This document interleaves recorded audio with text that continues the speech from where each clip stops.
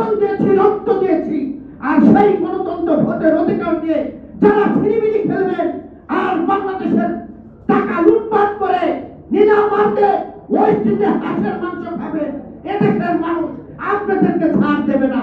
যদি ঐক্যবদ্ধ না থাকি তাহলে এই লুটেরা এই রাষ্ট্র ভুকলা বানিয়ে দেবে। আমরা ত্যাগ করতে শিখেছি, ভোগ করতে শিখিনি। এখানে আলাল ভাই আছেন, কতবার কারাগারে গিয়েছেন তার শেষ নেই। আমি ব্যক্তিগতভাবে একাধিকবার কারাগারে গিয়েছি।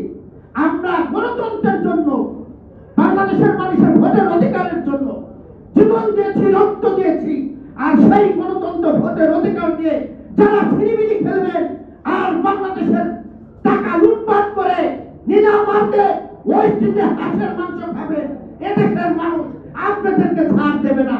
কাজেই আপনাদের হুঁশ হওয়া দরকার।